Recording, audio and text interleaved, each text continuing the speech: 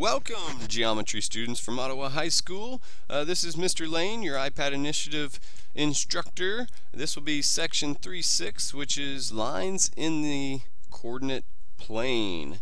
So lines in the coordinate plane. It's going to be similar to the last section that we covered. In this one, read your objective, read the why, and make sure you answer number 5 in your notes when you send them to me. Alright, let's get moving along here. This one here just talks about slope-intercept form, and then I think there's a little video that goes along with it.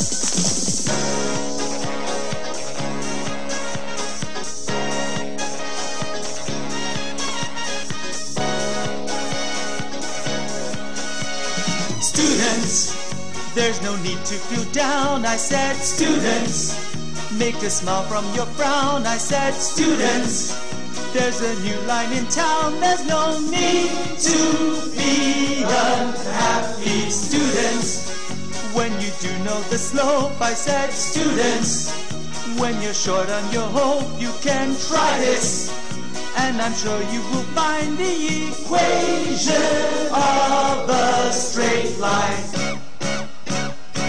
What does y equal? mx plus b. What does y equal? mx plus b.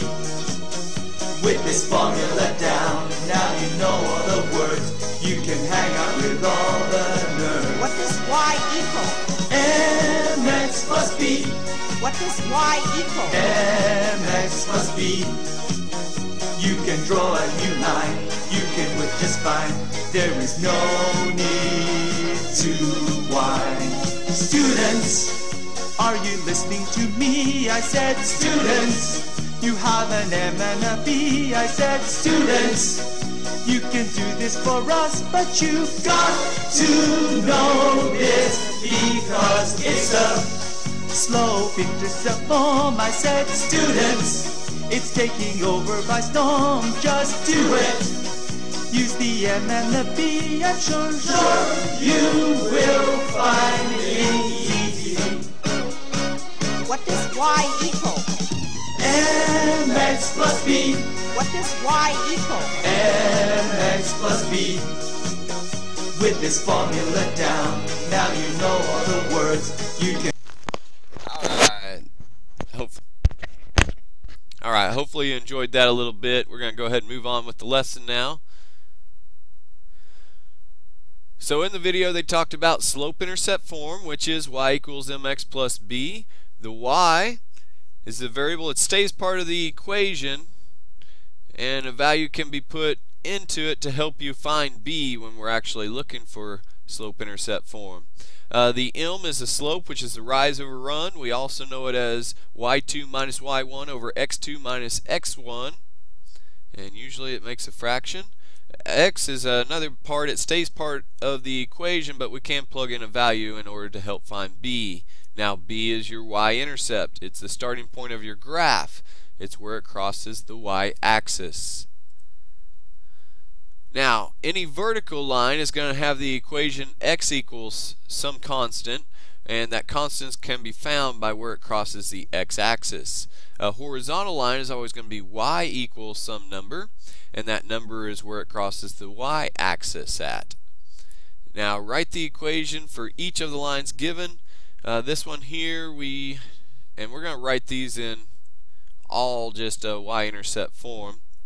So I'm going to go ahead and plug in the 3 for the slope, which is your m, x plus b, because I don't know what b is, so I'm going to use this point for an x value and a y value to try and help me figure out what b is. So I'm going to plug that 2 right in for the x, so I'll have 3 times 2 plus b, and then I'm going to plug that 1 right in for the y, so I'm going to have 1 equals 6 plus b, so I'll need to subtract the 6 from the 1, which will give me a negative 5 for b. Okay. Now in this next example, it looks like we got to go all the way from scratch because we just have like an x1 and a y1 given to us and an x2 and a y2. So I'm going to plug that into the slope formula real quick to find slope to begin the problem. So I'll have a 2 minus 0 over a 1 minus a negative 1, which will give me a 2 over a 1 plus 1, which is 2. So my slope would just be 1. Now I need to plug that back into y equals mx plus b.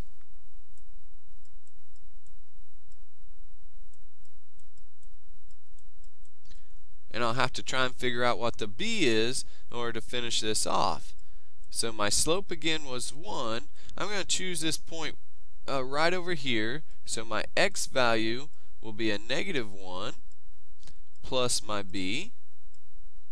And that's going to equal my 0 in now for my y. So 1 times negative 1 is negative 1. So it looks like when I add that over to the 0, I'll just get 1 for my b. So to rewrite my equation, I'm going to have my y equals, my m I found as 1, so I'm not going to write it down, I'm just going to write an x, and then plus my b, which is 1. Now I have the equation of the line. Okay.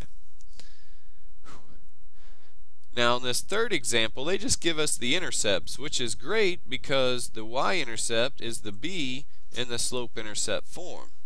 So I'm going to have the point 3, 0 represented right here, and for the y-intercept, that's going to have the coordinates 0, negative 5.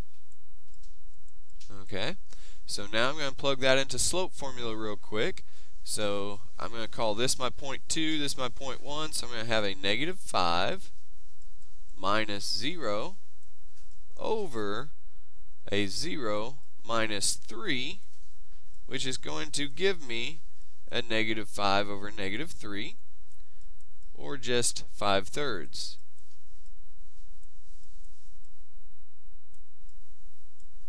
Okay, so I'm going to write y equals 5/3 x, and then it looks like my b was given to me in the problem. It's my y-intercept of minus 5. Alright, regular geometry students would be doing 2-4-14 from page 194. iPad class, your problems are always at the end. Alright, graph each line. So if we graph the line, we want it in slope-intercept form so that we can just find where it crosses the y-axis and then just count the rise over run. All you need is 2 points in order to graph any line. So let's see, on this one, our starting point is going to be that up 1, so I'm going to go put a point right there at the up 1. And then my rise looks like it's a 1/2 slope, so I would go up 1 and over 2. So I'm going to count up 1, over 2, and put my next point, and then I just want to draw a straight line between those 2 points, and you'll have your graph. Clear that off real quick. On this next one, it's not quite in slope-intercept form, so I'm going to do a little bit of work to it before I graph it. I'm going to distribute the negative 2, so I'll have a negative 2x minus 8, and this side is y minus 3 equals that. So I'll have to add the 3 to both sides, and now I'll have it in slope-intercept form. So I'll have y equals negative 2x minus 5. My starting point every time is at y-intercept, which is the negative 5, so I'm counting down 5. 1, 2, 3, 4, 5 right here. And then from there, I always want to make this a fraction so I can go my rise over my run, which is down 2 and over 1. Now I just want to put a nice straight line through there and I'll have my graph.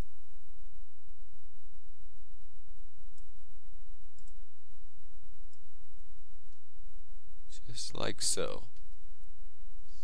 Alright, and this last equation on this page is either a horizontal or vertical line. Do you guys remember which one is the x equals and which one's the y equals?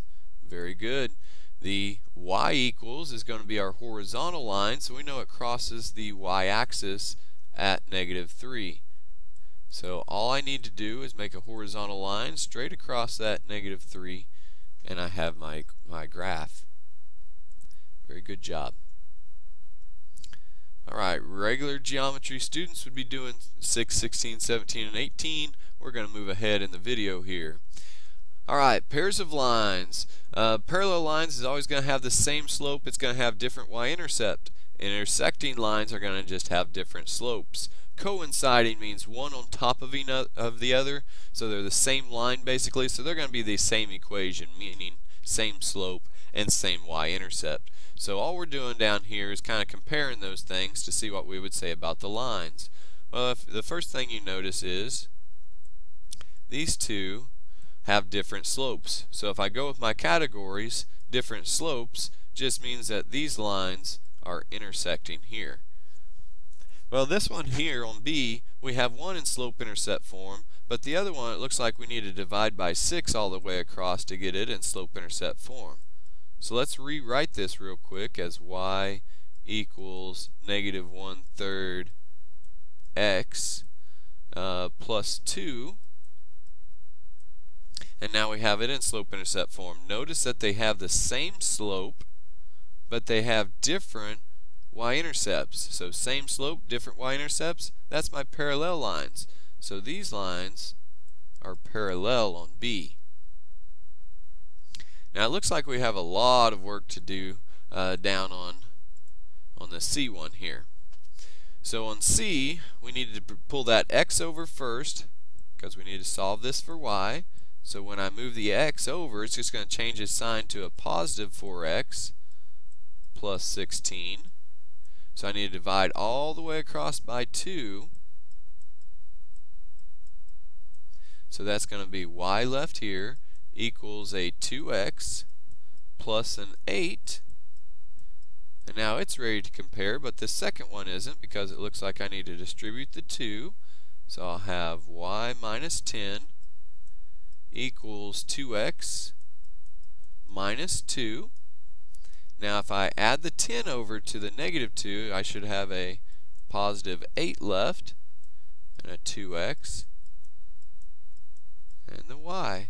So now I can compare them. Notice that they're the exact same equations. If they're the exact same equations, that means they're coinciding lines.